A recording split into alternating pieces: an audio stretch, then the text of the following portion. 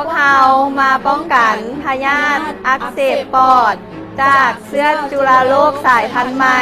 โคโรนาด้วยการใส่ผ้าอัดปาก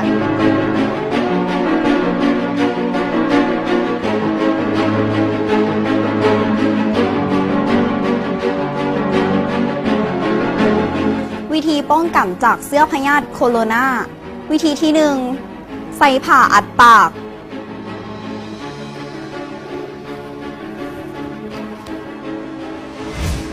วิธีที่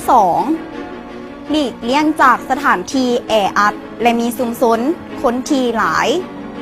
3. หลีกเลี่ยงจากคนที่มีอาการไข้ไอเจ็บคอและหายใจยาก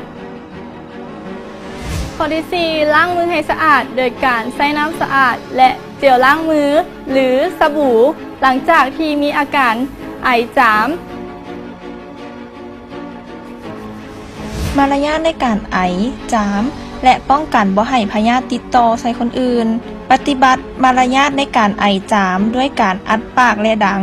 โดยใส่ผ้าอัดปากทิ่มเจี้ยอนามัยที่ใส่แล้วใส่ถังขี้เหงื่อที่มีฝาปิดล้างมือด้วยน้ำสะอาดและใส่สบู่ทุกครั้งหรือใส่เจลล้างมือหรือแอลกอฮอล์หลังจากไอจามและภายหลังเบิงแยงคนเจ็บการป้องกันตนเองจากการเจ็บเป็นหลีกเลี่ยงการสัมผัสใกล้ชิดกับคนที่มีอาการคล้ายคือไข้หวัดเซนไอไข้เจ็บคอและหายใจยากโดยเฉพาะการสัมผัสกับตาดังปากและการสัมผัสกับสัตว์โดยบ่ได้ป้องกันการป้องกันบ่ให้พยาธิติดต่อใส่คนอื่นถ้าหากทานมีอาการคล้ายคือไข้หวัดเซนไข้ไอเจ็บคอและหายใจยากให้หลีกเลี่ยงการสัมผัสใกล้ชิดกับคนอื่น